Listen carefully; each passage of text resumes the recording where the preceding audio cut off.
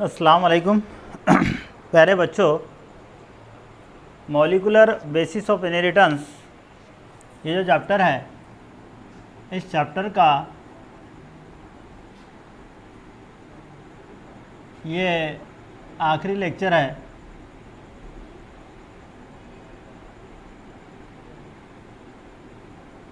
इसमें दरअसल दो टॉपिक्स हमको पढ़ना है। एक जो टॉपिक है इसमें वो है जीनोमिक्स, और दूसरा जो टॉपिक है वो है डीएनए फिंगरप्रिंट्स। ये दोनों भी टॉपिक्स आपके लिए बहुत इम्पोर्टेंस है। ख़ास तौर से इस पे ऑब्जेक्टिव क्वेश्चन बहुत सारे पूछे जाते हैं और नीट वगैरह में भी इस पर क्वेश्चंस आते हैं। तो इस पर ज़रा गौर से इसको आप समझने की कोशिश कीजिए। मुश्किल तो नहीं है, लेकिन अगर तवज्जो नहीं देते हैं तो ये समझना थोड़ा मुश्किल हो जाएगा। समझने के लिए आपको इसे बहुत अच्छे से सुनना होगा, ये वीडियो को देखना होगा और इसको नोट डाउन करना होगा। सबसे पहले जो जीनोमिक्स है, इसमें आपको कौन सी चीज़ें याद रखना है। पहला, ये जीनोम, इस लफ्ज़ को याद रखना है। क्या है ये जीनोम? जीनोम ये जो है, ये वर्ड विंकलर इस साइंसदान ने 1920 में यूज़ किया जीनोम।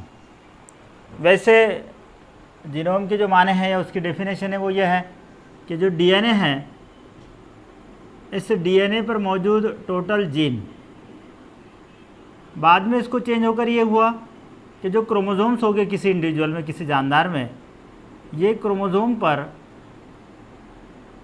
मौजूद टोटल जीन, ठीक है। बाद में ये हुआ कि जो हैप्लॉइड सेल है, मतलब क्रोमोसोम के 2 सेट हो गए, और जो डिप्लॉयड है मतलब क्रोमोसोम का 1 सेट।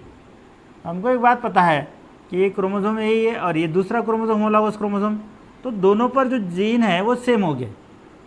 तो इनडायरेक्टली डायरेक्टली अगर जैसे एग्जांपल के तौर पर इंसान में 46 क्रोमोसोम है, तो 23 पेयर्स जोड़ियाँ, अगर इस पर हम टोटल जीन्स की तादाद कहेंगे या फिर 23 क्रोमोसोम पर कहेंगे, अगर ये पेयर्स कहेंगे तो ये 2n हो गए, और अगर ये 23 क्रोमोसोम्स कहेंगे तो ये n नंबर होगा, यानी ये हैप्लॉइड होगा, ये डिप्लॉयड होगा। तो ये हैप्लॉइड नंबर जो क्रोमोसोम के हो गए, उस पर टोटल जीन की तादाद, उसको हम जीनोम कह रहे हैं। यानी इनडायरेक्टली डायरेक्टली हम ये कह सकते हैं कि जानदारों की जो क्रोमोसोम्स है, उस क्रोमोसोम पर जब उनका हैप्लॉइड नंबर होगा, उस पर मौजूद टोटल जीन की तादाद, उससे जीनोम कहा जा रहा है। इसको विंकलर ने 1920 में बताया। तो इतना इसके बारे में आपको याद रखना है। उसके बाद जो जीनोमिक्स ये वर्ड आया, ये जीनोमिक्स के रिलेटेड ये आप नोट डाउन कर लीजिए इसको।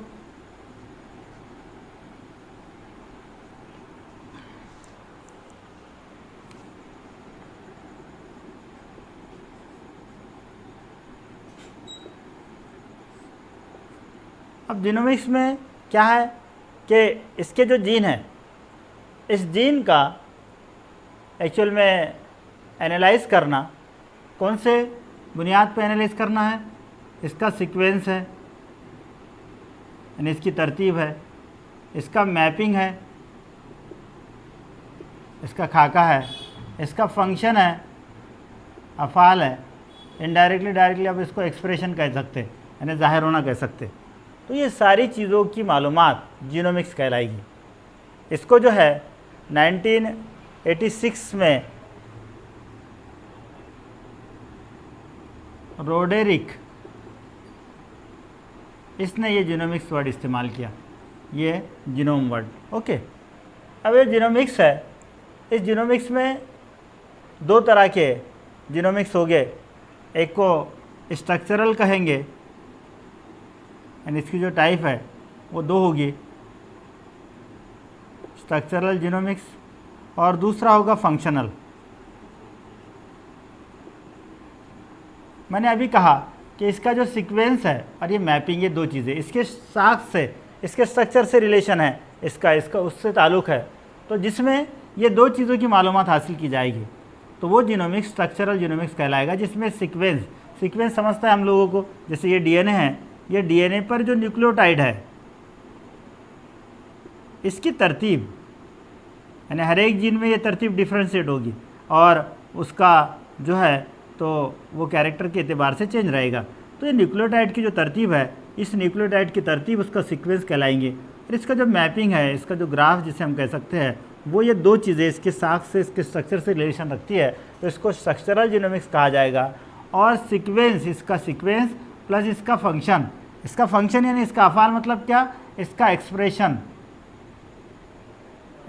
मतलब इसका ज़ाहिर होना, मतलब ये जो जीन होगा, ये जीन उस जानदार में जाकर उस खुसूसियात के ज़रिए, यानी वो जो खुसूसियात है वो खुसूसियात कैसे ज़ाहिर होती है, कैसे ज़ाहिर किया जाता है उसको, तो वो खुसूसियात वो जो ज़ाहिर की जाती है, तो वो ज़ाहिर होने वाली खुसूसियात उसको ये फंक्शनल जीन के ज़रिए, मतलब खुसूसियात को ज़ाहिर किया जाता है, यानी उसके बारे में मालूमात हासिल करना है कि ये जो जीन है ये खुसूसियात को कैसे वहाँ पर जाकर ज़ाहिर करता है, कैसे उसको एक्सप्रेस करता है, उस जीन को या उस जीनोमिक्स को हम फंक्शनल जीनोमिक्स करें।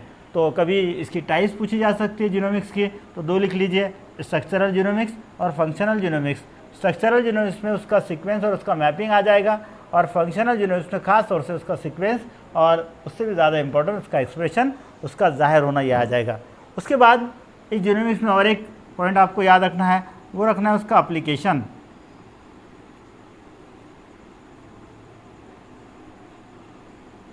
इसके जो है कौन से एप्लीकेशन से क्या अफ़ाल है, यानी जो जीनोमिक्स जो है ये हमको कहाँ इस्तेमाल में आता है, कहाँ हम इसको इस्तेमाल करते हैं या किस जगह इसको यूज़ में लाया जाता है।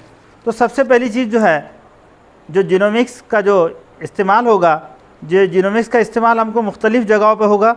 उसमें से पहला जो इसका इस्तेमाल है वो एग्रीकल्चर की फील्ड में, यानी यहाँ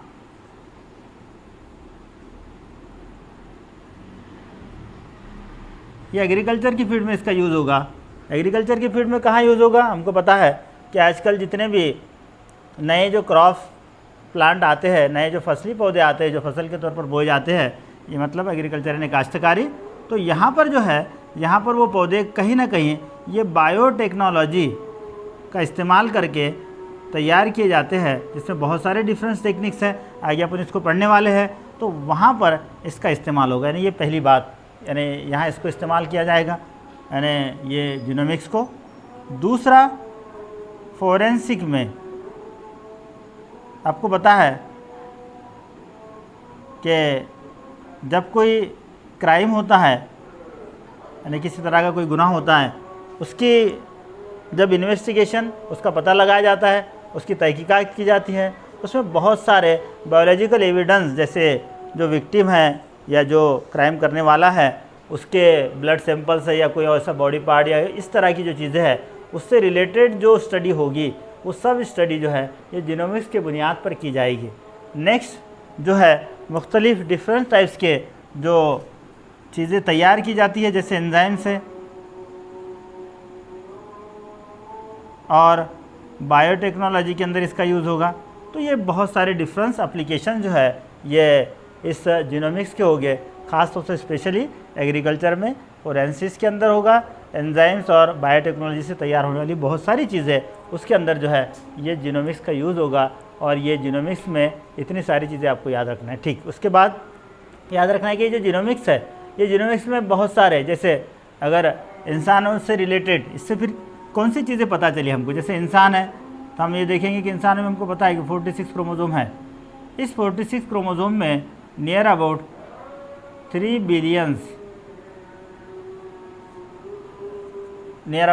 बिलियंस इसके अंदर बेस पेयरिंग है, और यानी नाइट्रोजन असास की जोड़ी है बेस पेयर मतलब, और 33,000 जो है इंसानों के अंदर जीन मौजूद है।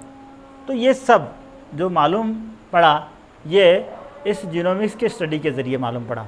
तो ये कैसे हुआ, एक इसी से रिलेटेड क्वेश्चन हमेशा पूछा जाता है, उसको कहते हैं HGP, ह्यूमन जीनोम प्रोजेक्ट।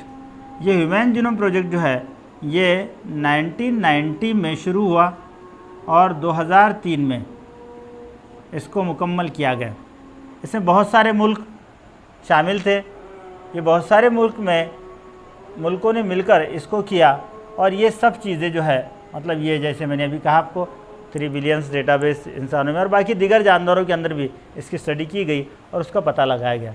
तो यहाँ जो मुल्क थे इसके अंदर शामिल ह्यूमन जीनोम प्रोजेक्ट के अंदर, उसमें United kingdom, France, Japan, Germany, India, China, ये तमाम मुल्क उसके अंदर शामिल थे। और इस तमाम मुल्क में बहुत सारे यानी इंसानों का या दिगर जानदारों का, जैसे कुछ प्लांट्स है, कुछ इंसेक्ट्स है, बैक्टीरिया है, इन सब का ये जीन्स का सीक्वेंस यानी स्ट्रक्चरल जीन, फंक्शनल जीन, इसका स्टडी किया गया और एक डेटाबेस तैयार किया गया। और ये जो डेटाबेस है, ये डेटाबेस की बुनियाद पर जो बहुत सारे जो फ़ायदे हैं उसके, यानी उसके जो एप्लीकेशंस है, वो एप्लीकेशंस जो थे वो एप्लीकेशंस को अप्लाई किया गया। लेकिन ये जो मेन HGP था यानी ह्यूमन जीनोम प्रोजेक्ट, उसके जो कुछ मकसद थे, कुछ मकासद थे, यानी उसके जो एम है, कभी कभी इसको पूछा जाता है, तो वो जो एम है उसके, उस एम में याद रखिए सबसे पहली बात, इसके जो एम्स कभी पूछा जाता है इसको, AIIMS of HGP human genome project, तो इसके डिफरेंट एम्स हैं। इस डिफरेंट एम्स में पहला जो एम है, वो पहला एम ये है कि इंसानों का जो जीनोम है, ये इंसानों के जीनोम के न्यूक्लियोटाइड्स का सीक्वेंस पता करना। मैंने अभी आपको बताया कि जैसे DNA है, ये DNA पर जो न्यूक्लियोटाइड है, इसका जो सीक्वेंस होगा, इसकी जो तरतीब होगी, उसका पता लगाना। फिर उसका बहुत सारी जगह इसका यूज़ होगा, बहुत सारी जगह इसका इस्तेमाल हो जाएगा।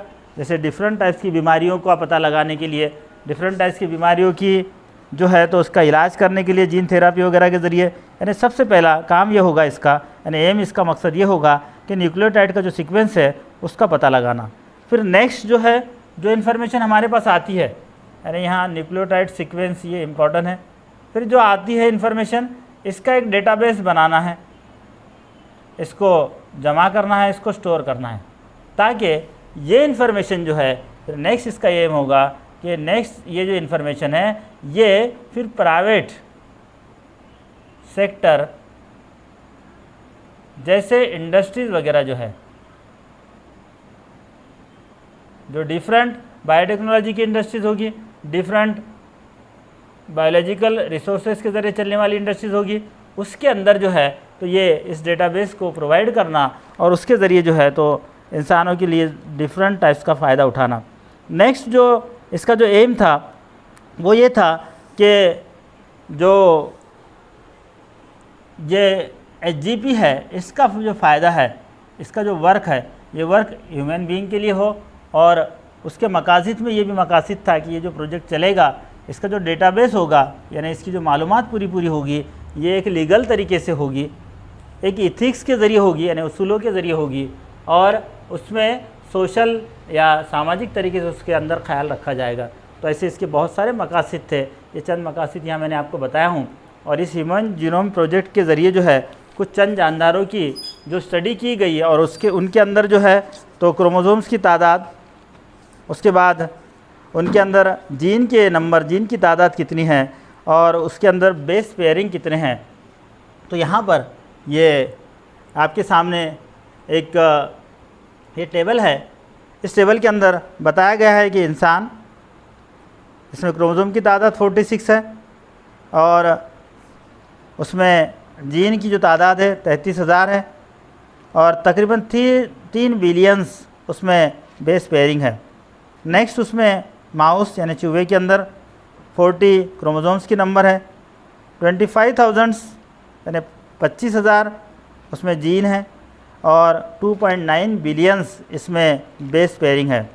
उसके बाद में फ्रूट फ्लाई, ड्रोसोफिला मेलानोग्लॉसस इस फ्रूट फ्लाई का नाम है।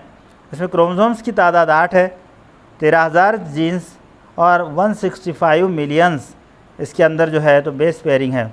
उसके बाद में राउंड प्लांट है एक, वो प्लांट में 10 क्रोमोसोम्स, 25,000 जीन और 157 मिलियंस इसके अंदर डेटाबेस है यानी बेस पेयरिंग है। उसके बाद में राउंड वर्म है, 12 जीन्स है उसके अंदर, 12 क्रोमोसोम्स है, 19,000 जीन की तादाद है और 97 मिलियंस जो है तो ये इसके अंदर बेस पेयरिंग है। ईस्ट को लिया गया, सैकरोमाइसिस सर्वाइसी, 32 क्रोमोसोम्स नंबर, 6,000 जीन्स और 12 मिलियंस बेस पेयरिंग इसके अंदर पाई गई। उसके बाद में बैक्टीरिया है, इकोलाई बैक्टीरिया को लिया गया, 1 जीन है, 4400 यानी 4400 जीन्स के नंबर से और 4.6 मिलियंस ये जो है तो ये इसके अंदर बेस पेयरिंग है। इस तरह से जो टेबल है ये टेबल में लिखी हुई है पूरी मालूमात आप नोट डाउन कर लीजिए। कभी कभार इसके ऊपर ऑब्जेक्टिव क्वेश्चंस आते हैं, वैसे थ्योरेटिकली इसको पूछा नहीं जाता है। तो इस तरह से यहाँ पर ये टेबल आपके जो सामने है इसको आप नोट डाउन कर लीजिए और नेक्स्ट जो है हम अब डीएनए फिंगरप्रिंट्स को पढ़ेंगे। तो चलिए ये जीनोमिक्स जो है ये जीनोमिक्स ये पार्ट यहाँ पर ख़त्म हो गया। अभी हम डीएनए फिंगरप्रिंट्स की तरफ चलते हैं। डीएनए फिंगरप्रिंट्स में आपको कौन सी चीज़ें याद रखना है। सबसे पहले आपको एक बात पता होगी कि अगर कोई बंदा कोई इंसान उसका जो आइडेंटिफिकेशन होता है तो वो आइडेंटिफिकेशन उसकी पहचान उसकी शनाख्त हम उसको देखकर करते हैं, करेक्ट। लेकिन इत्तेफाक से अगर कोई दो बंदे ऐसे हो कि जिनमें बहुत सारी चीज़ें सिमिलर हो, एक जैसी हो, तो फिर एक प्रॉब्लम आती है कि उनको आइडेंटिफाई कैसे किया जाए। तो उनको आइडेंटिफिकेशन के लिए कुदरतन अल्लाह की तरफ से एक निज़ाम होता है कि उनकी एक पहचान, उनकी एक निशानी होती है जिसको हम फिंगरप्रिंट्स कहते हैं। यानी जो उसके उंगलियों की निशान है, ये उंगलियों के ऊपर मौजूद जो तरतीब होती है छोटे लाइनिंग की, उसे उसका फिंगरप्रिंट्स कहा जाता है। उससे हम उसको पहचान सकते हैं क्योंकि ये जो है ये यूनिक होता है, हर किसी का स्पेशल होता है। वैसा ही हर जानदार में, स्पेशली हम अगर इंसानों से रिलेटेड देखेंगे तो उसका जो डीएनए है ये डीएनए फिंगरप्रिंट्स स्पेशल होता है। ये डीएनए फिंगरप्रिंट्स है क्या चीज़, ये हमको समझना है। उससे पहले कुछ चीज़ें समझ लीजिए। ये जो डीएनए फिंगरप्रिंट्स है, ये डीएनए फिंगरप्रिंट्स सबसे पहले इसको जो पेश किया वो डॉक्टर एलेक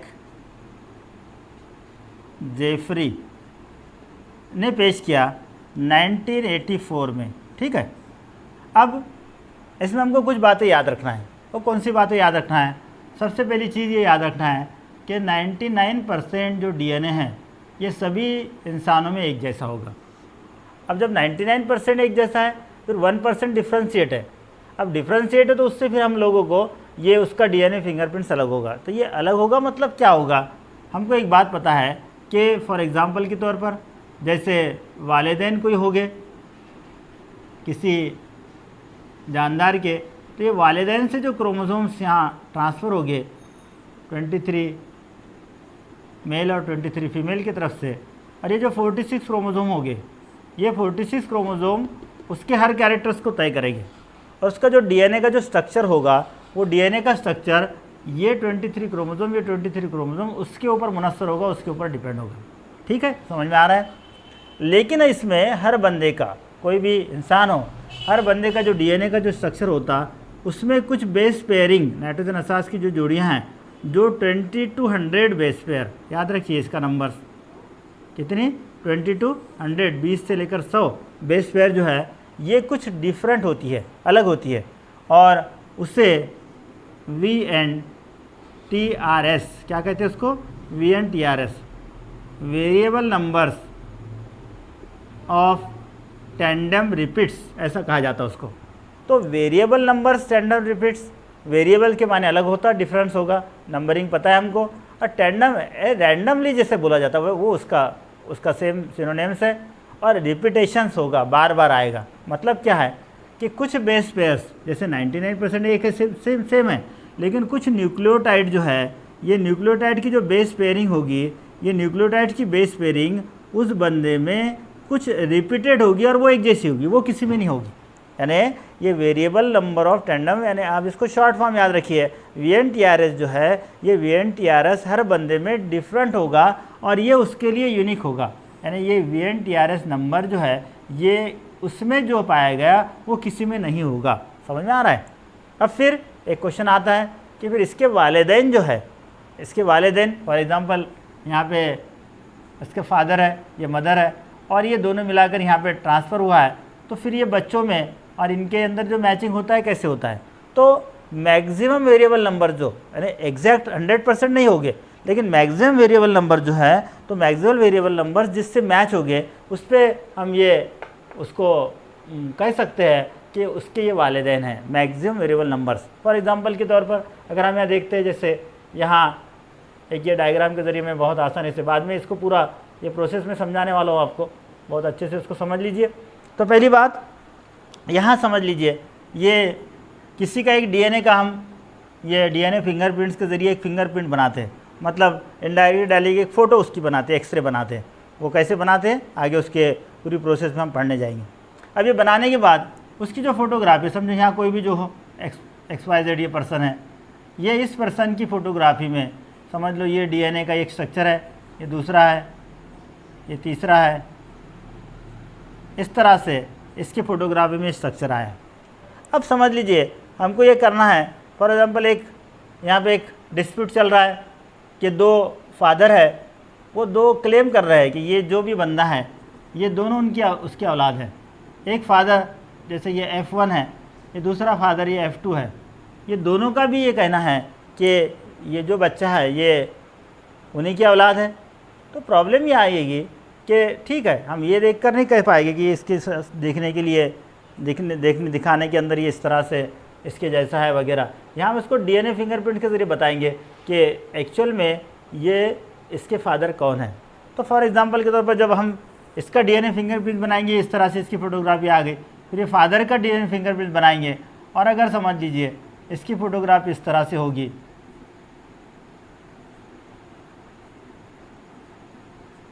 नेक्स्ट ये F2 वाले की बनाएंगे हम,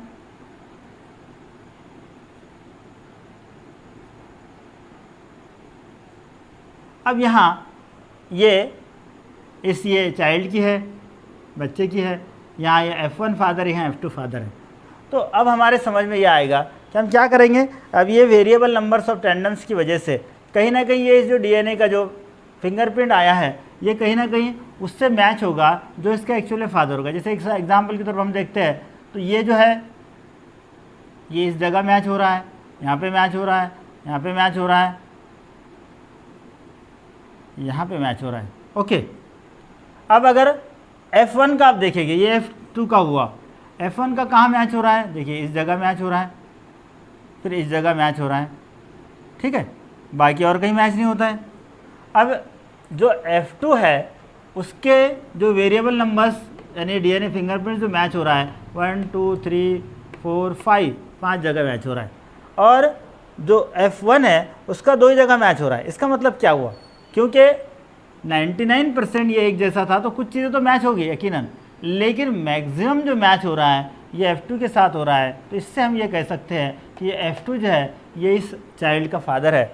तो ऐसी बहुत सारी चीज़ें, बहुत सारे कॉम्प्लिकेशंस इसके ज़रिए हम सॉल्व कर सकते हैं। तो पहली बात आपको ये याद रखना है कि इसमें इम्पॉर्टेंट चीज़ ये है कि ये जो VNTRS variable numbers of tandem जो है इसके ज़रिए हम इसको बताते हैं। जो 20 से लेकर 100 बेस पेयर होगा, और ये वेरिएबल नंबर टेंडेंस उस बंदे में, उस इंसान में रिपीटेड होगा, बार बार वो आएगा, और वो उसकी स्पेशलिटी की, उसकी खास बात होगी। चलिए, तो ये आपको याद रखना है, ये डीएनए फिंगरप्रिंट्स में ये नाम याद रखना है, ये वेरिएबल नंबर टेंडेंस याद रखना है, और ये रिपीटेड उस बंदे में होगा, ये उसकी यूनिक पहचान होगी, ये वो दूसरे किसी में ये वेरिएबल नंबर ऑफ टेंडेंस नहीं होगा।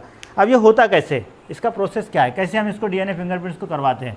तो इसकी बहुत सारी स्टेप्स है, स्टेप बाय स्टेप हम इसको लिखते हैं, और उसके अंदर क्या होता है ये याद रखिए आप लोग और नोट डाउन कर लीजिए। चलिए, पहली बात, सबसे पहले क्या करेंगे, जिस भी बंदे का डीएनए फिंगरप्रिंट बनाना है तो पहला काम उसके डीएनए को हम अलग करेंगे, उसको आइसोलेशन कहते हैं। आइसोलेशन के माने होते हैं अलग करना।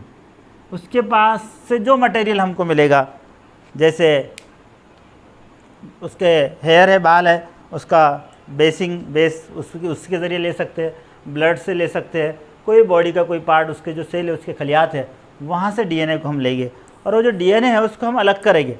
उसको अलग करने का अमल, उसको आइसोलेशन कह रहे हैं। सबसे पहले आप डीएनए को अलग कर दिया आप लोगों ने। ये यहाँ पर फॉर एग्जांपल ये डीएनए है, ये इस तरह से आइसोलेटेड होगा, ये डीएनए होगा यहाँ पर इसका। अब ये आइसोलेशन के बाद फिर क्या करना है हमको, नेक्स्ट स्टेप जो इसकी होगी, यानी आइसोलेशन मतलब ये डीएनए को उस सेल से जो मटेरियल मिला है उससे अलग कर देना। फिर नेक्स्ट इसका जो नेक्स्ट स्टेप है उसको रेस्ट्रिक्शन डाइजेशन कहा जाता है। रेस्ट्रिक्शन भी लिखे तो चलेगा।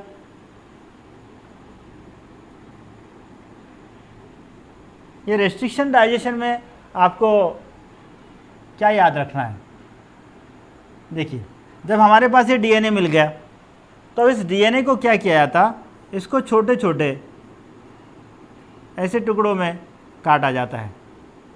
इसको काटने के लिए, यानी इसको काटने का मतलब इसको रेस्ट्रिक्शन कहा जाएगा। और ये जो रेस्ट्रिक्शन होगा इसके लिए जो एंजाइम यूज़ होगा वो होगा रेस्ट्रिक्शन एंडोन्यूक्लियेज। ये एंजाइम, ये खामेरा यूज़ होगा।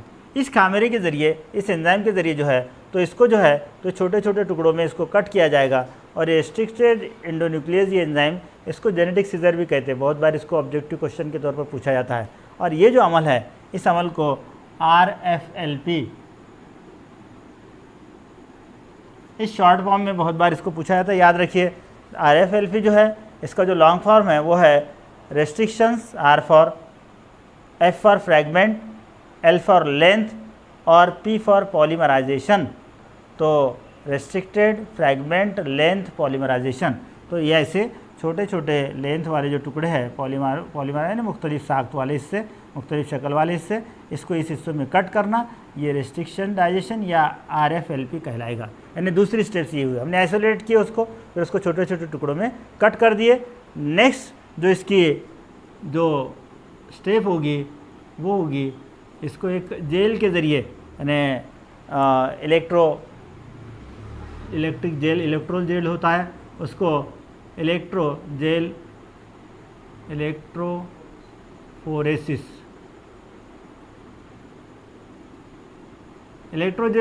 यानी जेल इलेक्ट्रोफोरेसिस, यानी इलेक्ट्रोफोरेसिस मतलब क्या होगा, क्या करेंगे हम कि एक इस तरह का